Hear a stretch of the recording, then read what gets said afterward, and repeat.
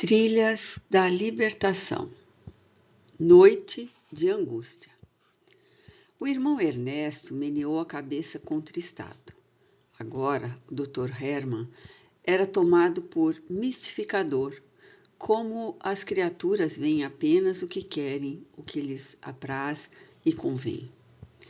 Não se devendo violentá-las a fim de que despertem para a consciência de si, a única alternativa é amá-las, deixando-as livres para que aprendam mediante as próprias experiências. No momento em que Dr. Carneiro de Campos, utilizando-se da energia peculiar dos espíritos nobres, afastou o comensal da perturbação, surpreendendo-o, Fernando o envolveu em contínuas descargas fluídicas, impedindo-o de fugir do recinto. A mesma providência foi tomada em relação aos seus acompanhantes, que se sentiram aturdidos ante o inesperado, abandonando a atitude de mofa e passando a exteriorizar significativo receio na face.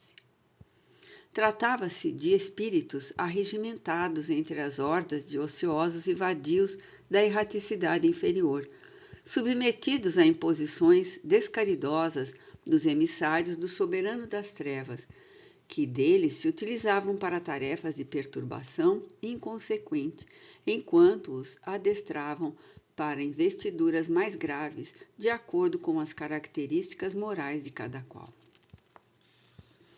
De certo modo, eram intimidados por outros sicários que os exploravam, ameaçando-os de punições cruéis nas regiões inditosas.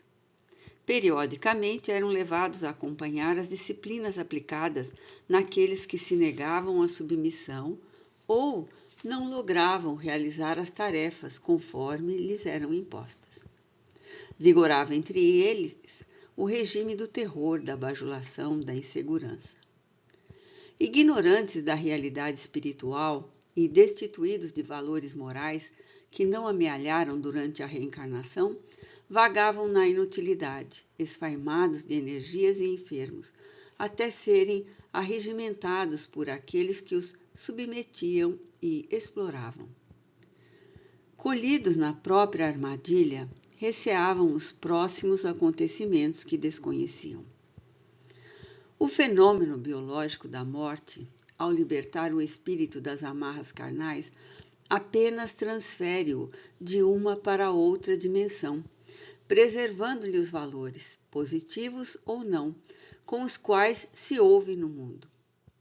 Deparando-se com a própria realidade, permanece errático, associando-se a outros com os quais se afina, assim formando, qual ocorre entre os homens encarnados, hordas e legiões perniciosas.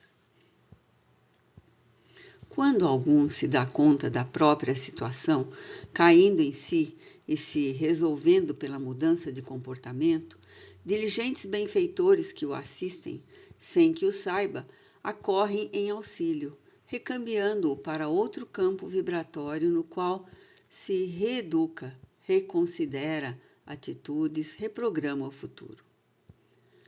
Permanecendo na rebeldia, na insensatez, na ociosidade, além de perturbar-se em longo curso, torna-se vítima de sicários mais impenitentes que o exploram, que o utilizam para fins hediondos até o momento em que a luz divina misericórdia e a expiação o reconduz ao processo reencarnatório depurador. Estefânio, o hábil mistificador, recobrando-se do choque, começou a exigir: libertem-me, sou peixe miúdo na sua rede, não tenho valor, apenas cumpro meu dever obedecendo ordens superiores, poupando-me problemas.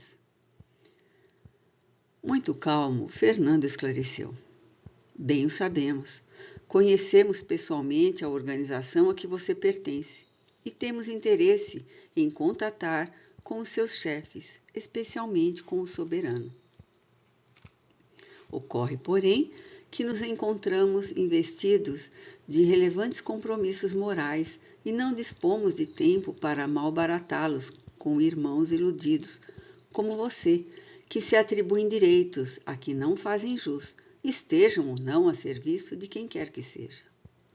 Desse modo, encerraremos hoje estes capítulos de perturbação e mentira que você tem experienciado. Mesmo que o nosso Davi resvale na alucinação que vitaliza e para o qual o amigo contribuiu, não mais lhe terá acesso à hospedagem mental, nem acompanhará o desenrolar dos acontecimentos em pauta. Momento chega no qual cessa o livre-arbítrio individual e se expressa a lei. Toda liberdade tem limite, e este é a fronteira do direito, da alheia liberdade, sem o que se abrem os fossos da libertinagem, do desvario. Você e os nossos irmãos, seus servidores, ficarão aqui detidos para a posterior remoção no momento hábil. Os esclarecimentos eram enunciados em tom fraternal, mas sem margem à dúvida ou pieguismo de falsa compaixão. Aquela seria uma longa noite, uma noite de angústias, de incertezas e dores. A última certeza que existe é a do incessante amor de Deus para todas as suas criaturas. A arrogância de Davi e o seu desequilíbrio alcançaram o patamar do absurdo quando ele passou a armar-se como providência contra assaltantes ou inimigos, pelos quais se dizia perseguido. Intentou e conseguiu autorização para portar revólver, considerando as viagens que empreendia e os riscos a que, segundo afirmava, estava submetido. Nessa noite, após os cuidados com a aparência, tomou da pistola e colocou-a no coldre, a cinta. Prelibando as sensações por vindouras, desceu com a esposa ao térreo, tomou o automóvel e seguiu ao hotel de luxo, onde encontraria os amigos da sua estranha corte para o leilão e o jantar extravagante. Após a saída do casal, porque nada mais podíamos fazer ali, o Dr. Carneiro e o irmão Ernesto assumiram a responsabilidade de conduzir os companheiros equivocados e Estefânio para o nosso posto operacional, onde a bondade do nobre Vicente cedera as instalações a cooperadores hábeis para o ministério em desdobramento. Naquela noite não havia reunião normal, sendo-nos reservado tempo para as nossas atividades. Assim, instalamos os espíritos que conduzíramos até que fossem providenciados os socorros necessários ao seu reequilíbrio.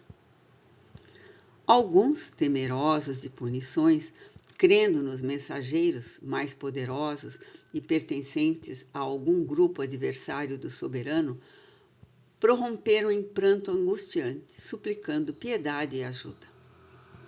Havia em muitos deles sincero desejo de recuperação, o que facultou a enfermeiros diligentes separá-los dos demais, que os menoscabavam com expressões chulas, a fim de prestar-lhes conveniente assistência. Outros aguardariam as diretrizes compatíveis que lhes seriam sugeridas. Nesse comenos, o abnegado Vicente recebeu a informação de que Raulinda, aturdida e magoada em si mesma, sob a reação do adversário em processo de reencarnação e sitiada psiquicamente por outros membros do clã do soberano, programava-se para o suicídio. O Dr. Carneiro anuiu em acompanhá-lo, levando-nos enquanto Fernando, o Dr. Hermann e o mentor Ernesto ficaram cuidando dos pacientes que trouxemos à casa espírita. Quando chegamos ao lar da amiga Estúrdia, deparamos com um espetáculo deplorável.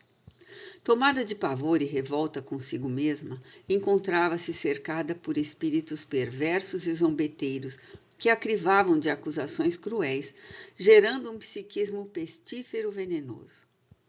O reencarnante lutava para romper o liame magnético que o atava ao zigoto. Ela ouvia mediunicamente os reproches, sarcasmos e ameaças, desequilibrando-se. Recordou-se de certa substância venenosa que havia em casa para erradicar roedores e predispôs-se a tomá-la, induzida pelos adversários impiedosos. não recorrer à oração, embora convidada à prece pela avó desencarnada que a assistia.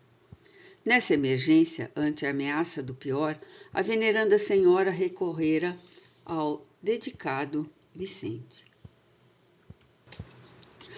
Os bulhentos perturbadores não nos perceberam a chegada e continuaram o cerco infeliz. Quando as criaturas se derem conta do intercâmbio, da interferência dos espíritos nas suas vidas e instruídos nas técnicas de equilíbrio moral e emocional, agasalharem as ideias superiores que lhes serão psicoterapia excelente e salvadora, mudarão a paisagem das aflições humanas para melhor. Antes de resvalarem pela rampa da revolta ou da depressão, do vício ou da violência, aprenderão a precatar-se contra o mal e a vitalizar o bem, poupando-se muitas dores que a sua invigilância lhes acarreta. Enquanto o Dr. Carneiro passava a aplicar energias que dissolvessem a tela vibratória sombria que a asfixiava, o irmão Vicente punha-se em oração e lentamente fazia-se visível, aureolado de safirina luz que se foi intensificando até iluminar o cômodo. Os espíritos perturbadores ficaram confusos. Uns saíram em disparada, outros, ainda vinculados aos hábitos religiosos do passado, ajoelharam-se exclamando: "É um anjo de Deus, misericórdia!" O sereno mentor, encerrando a súplica, respondeu-lhes: "Sou apenas vosso irmão que vos vem clarear as trevas da ignorância e despertar-vos para as responsabilidades esquecidas. Vede a pobre jovem a quem aturdis, é nossa irmã, que se inicia no sagrado mistério da maternidade. Certamente não escolheu a maneira ideal para isso, porém necessita alcançar o cometimento para o próprio, como para o bem do filhinho que irá renascer. Deixai-a e ide vós também em paz." Havia tal vibração de amor e de ternura que eles suplicaram: "Ajudai-nos e tende piedade de nós, anjo do Senhor. Estamos perdidos, agoniados e em desespero. Que fazer? Orai, reconsiderai vossos atos por meio de sincero arrependimento e abri-vos ao bem. Emissários divinos virão em vosso auxílio, tão logo permaneçais nos superiores propósitos de elevação, de reequilíbrio. Ide e confiai. Não vos faltarão socorros. Tende ânimo." Comovidos, alguns a outros abraçados, os bulhentos arrependidos abandonaram o recinto. "Deus vos abençoe", exclamou o venerável guia. Dei-me conta naquele momento da elevação do irmão Vicente, que se nos apresentava humilde e discreto. Os seus títulos de enobrecimento eram relevantes, expressivos. Característica essencial dos espíritos nobres é a humildade sem jaça, que nunca se ensoberbece, tampouco se subestima ou se autoconsidera. O ser humilde assim o é, sem exaltar os dotes que lhe exibem o que deveriam ocultar, não chamando a atenção.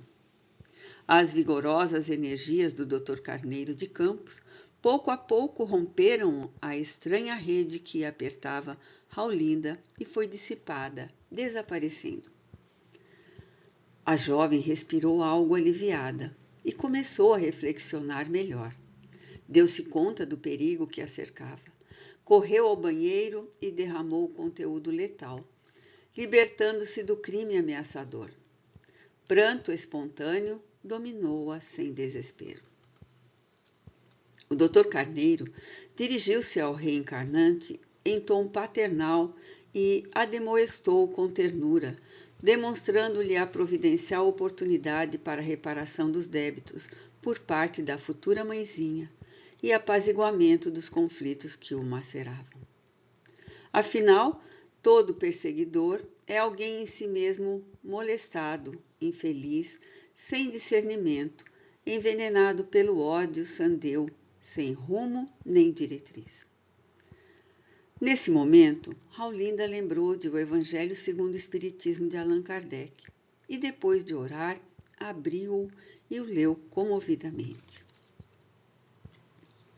Voltava à normalidade desde o desagradável acontecimento do consultório. Recobrava o ânimo, a coragem para enfrentar os desafios resultantes do passo equivocado, sem tombar em gravames maiores. O irmão Vicente utilizou-se do momento em que ela se deteve a meditar na página lida e inspirou-a, convidando-a à reflexão, à mudança de atitude para melhor, definitivamente. Ela captava nos refolhos da alma a palavra segura e severa do mentor, predispondo-se a uma nova conduta, reabastecida pelo potencial da fé que lhe cumpria acionar. Abria-se para a sua atual existência um capítulo novo, libertador, conduzindo-a no rumo da felicidade. O bem atuante, aceito, venceu o mal transitório, desagregador. A sua e a existência próxima do filhinho teriam agora o seu curso normal. É claro que os últimos acontecimentos foram levados ao soberano das trevas, que tomou novas e formidandas providências, resolvendo-se por aceitar o repto da equipe dirigida pelo Dr. Carneiro de Campos. A melhor maneira de realizar o enfrentamento seria por meio de quem mais facilmente lhe acolhesse as insinuações. Fernando conseguira infiltrar-se nos seus labirintos, tomara conhecimento das suas técnicas e armadilhas, pois que, para isso, viera com o venerável Esculápio desencarnado. Sabíamos que não o poderíamos defrontar por enquanto, em razão dos desígnios divinos, já que ele fazia parte do programa das provações e expiações terrestres, pelo fato de ainda sermos inferiores àqueles que nos movemos no planeta, necessitando dos espículos e das dificuldades do caminho para o processo da evolução. Todavia, tínhamos como objetivo desbaratar os planos mais extensos que ele elaborara, cooperando com algumas vítimas em potencial que estavam lutando para conquistar o reequilíbrio, para se apaziguarem com a própria, assim como com a consciência cósmica. E esse mistério estava sendo conseguido, embora o médium Davi, por livre opção, resolvesse marchar com os próprios frágeis equipamentos. A sua defecção não significaria fracasso do nosso programa, mas insucesso dele mesmo, o que muito lamentávamos por antecipação. Por isso, todos os investimentos possíveis lhe haviam sido concedidos. Terminada a tarefa, retornamos ao núcleo de atividades onde nos aguardavam os demais amigos. Passava da meia-noite quando se adentrou Daniel, cooperador desencarnado da nossa sociedade espírita, trazendo informações a respeito de Davi. Daniel fora designado para acompanhá-lo, auxiliá-lo no comportamento, tentando evitar-lhe as explosões temperamentais resultantes da soberbia, que poderiam gerar conflitos graves. Imediatamente seguimos ao clube elegante, onde nos deparamos com uma cena profundamente constrangedora. Pelo que nos relatou Daniel, durante o leilão, Davi interessou-se por uma peça antiga e resolveu-se por adquiri-la. Um oponente natural dispôs-se a competir com ele. O preço tornou-se muito alto e Davi arrematou-a com júbilo e estardalhaço. O opositor, revoltado, explodiu com referências acusatórias. O seu dinheiro é ganho pelo Dr. Hermann e, portanto, em grande quantidade como charlatão explorador da credulidade e da ignorância generalizada. Eu não, ganho e vivo do meu trabalho. Ouviram-se algumas gargalhadas. Sacudido pela acusação intempestiva, Davi avançou irado e atirou-se contra o adversário, engolfinhando-se os dois em luta vulgar, até que alguns presentes e empregados da casa o separaram diante do constrangimento de todos. Não cessara o burburinho quando se iniciou o banquete. Davi exorbitou na ingestão de alcoólicos, o mesmo acontecendo com o outro. Profundamente perturbados, olhavam-se à distância, rilhavam os dentes e ameaçavam-se reparação. Necessário assinalar que o soberano retomara as rédeas da pugna, havendo destacado um dos seus comandantes em pessoa, que, cientificado dos detalhes do programa, veio definir a situação. Havia planejado uma cena de sangue, que daria início a sucessivos acontecimentos funestos. Fora ele que induzira o vencido, no leilão, a proferir a acusação vexatória contra o médium vigilante. O irmão Ernesto, de imediato, percebeu a gravidade do momento. Davi encontrava-se possesso pelo ódio e semi-incorporado pelo adversário desencarnado. Técnico em obsessão, ele seguia dominado os painéis mentais do sensitivo que se encontrava sem o menor controle sobre os próprios atos. Tudo sucedeu com rapidez. Subitamente acionado por um comparsa do obsessor, o oponente de Davi levantou-se e, aproximando-se da mesa em que ele se encontrava, golpeou-lhe a face. Davi ergueu-se e sacou da arma. O irmão Ernesto pôs-se em oração, irradiando sucessivas ondas de amor e de paz. Os comensais petrificaram-se nas cadeiras. O impacto da cólera, no entanto, foi de tal natureza e o choque tão terrível que, antes de acionar o gatilho, Davi levou a mão ao peito, deu um grito e tombou fulminado por violento, brutal infarte do miocárdio. A cena foi terrível. Gritaria, pessoas correndo, providências de emergência, transporte do corpo inerte a uma clínica especializada. Tarde demais. Davi desencarnara. Felizmente, a sua impulsividade não gerou danos mais graves, exceto os problemas para si mesmo. O Dr. Hermann Grass encontrava-se comovido quanto nós outros.